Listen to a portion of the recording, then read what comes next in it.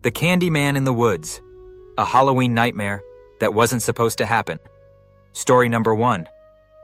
The Candyman in the Woods. It was Halloween night 2009. My friends Alex, Malik, Theo, and I were all 14 and still clinging to that sweet spot between childhood and teenage rebellion. For our costumes, we went all out, classic horror villains. I was Freddy, Malik was Michael Myers, Theo picked Jason, and Alex, ironically, was Ghostface. We were proud of our horror squad and wandered through the quiet, spaced-out houses of Maple Hollow, a sleepy suburb bordering dense woods and a barely used nature preserve. By 9:30 p.m., most porch lights were off, and our candy bags were already straining. We were about to call it a night when we approached a dimly lit house with a purple bowl on the steps. Jackpot. Until I got close and realized it was empty. As I turned back to tell the others, I heard a soft tap, tap, tap against the window. A pale, bald man in a stained gray sweater was peering through the blinds. "Hold on," he said in a raspy voice. "I've got more candy inside. Come in." There was something off. His voice, his eyes, his complete stillness. "We're good, thanks," Alex said, pulling at my sleeve. "Nonsense," the man replied, stepping onto the porch. "You boys came all this way." Theo mumbled an awkward apology, and we speed walked away. But I swear I felt the guy's eyes drilling into the back of my skull as we left. We skipped the next few houses and veered toward the edge of the preserve. That's when Malik stopped walking. "Did you all hear that?" he whispered. From beyond the tree line, we all heard it, crunching leaves, soft but deliberate. Not an animal. Too heavy. We brushed it off as paranoia. But when we moved, the footsteps followed. When we stopped, they stopped. Theo shouted into the trees, "We're not playing, man! Back off!" A twig snapped, then another, then silence. We bolted.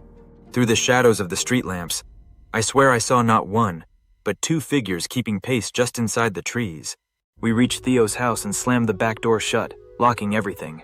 Breathless and shaking, we peeked out the windows. Nothing. Then slam. The backyard gate. We all froze. Theo flipped off the lights. There were soft footsteps on the porch, and then a loud click from the basement door. We armed ourselves with kitchen knives and crept toward the noise when Theo flicked on the back porch light. Nothing. Just an eerie stillness. 10 minutes later, his mom and sister came home.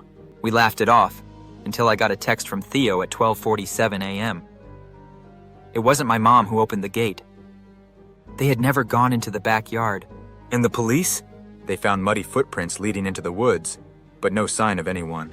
As for the pale man at the house, no one on the street had ever seen him before, and no one's seen him since. Story number 2. The van on Hawthorne Lane. Halloween 2013 was supposed to be uneventful. I was 18, too old to trick or treat, but not too old to be roped into babysitting duty. My aunt had begged me to take my little cousin Elijah and his friends around the neighborhood. I didn't mind. The kids were funny, hyped up on sugar, and honestly, it beat scrolling Instagram all night. We were making our way through Briar Hill, a sleepy little cul-de-sac lined with old trees and even older houses. The streets were dimly lit, the orange glow from porch lights flickering like candles. The boys were bouncing from house to house, their bags filling up fast. Around 9 p.m., as we started heading back toward Elijah's house, a white van rolled up beside us.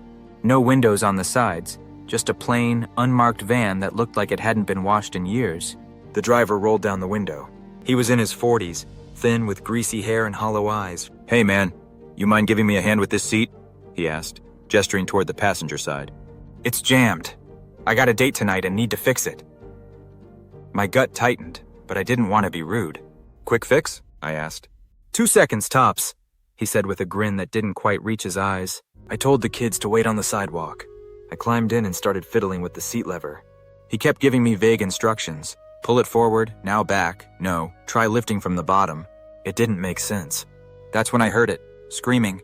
I bolted out of the van and saw another man, taller, bulkier, grabbing at Elijah's friend Caleb. I tackled him from behind and started swinging. Then the driver joined in, shoving me hard to the pavement. My ears were ringing, my vision blurry. He lunged toward Elijah. But then, bang! A gunshot shattered the chaos. The neighbor across the street, Mr. Landry, a grizzled ex-Marine known for yelling at squirrels, was standing in his yard with a rifle. He fired once into the air and shouted something unintelligible. The two men scrambled into the van and sped off, tires squealing, disappearing into the night. The kids were safe. Shaken but safe. I couldn't sleep that night. Kept replaying it in my head. The next morning, The local news hit me like a punch to the chest. 9-year-old boy missing. Last seen on Halloween night. Less than a mile from where we were. I don't believe in coincidences.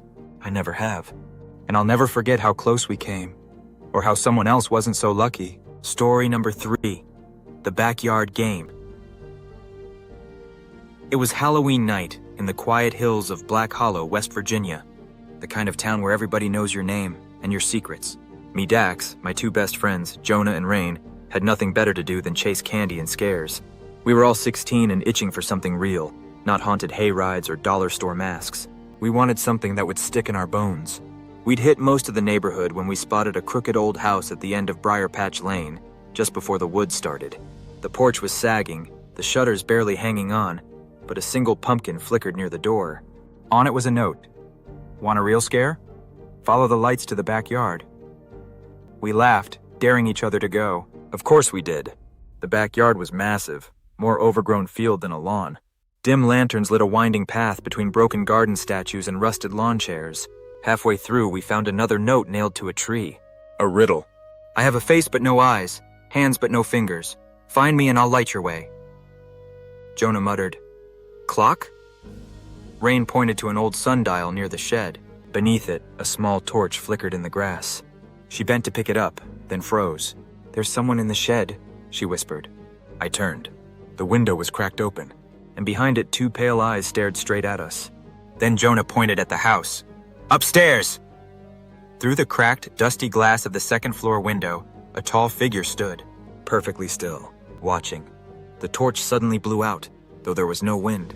That's when we heard the crunching of leaves, slow, deliberate footsteps behind us. We turned. Out of the shadows stepped a man, tall, wearing a cracked porcelain mask with black eyes and a stitched smile. He raised a rusted machete. We bolted. Rain screamed as he swung at the air behind us. The backyard gate stuck. Jonah kicked it open, and we sprinted back to the main road, lungs burning. We flagged down a local deputy and led him back. But the yard was empty. No lanterns. No riddles. No torch. And the house? Vacant. Cobwebs inside. Furniture covered in sheets.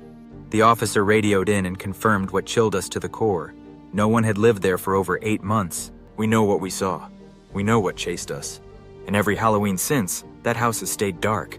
But sometimes, if you pass by real slow, you'll see the porch light flicker on, and a note waiting by the pumpkin.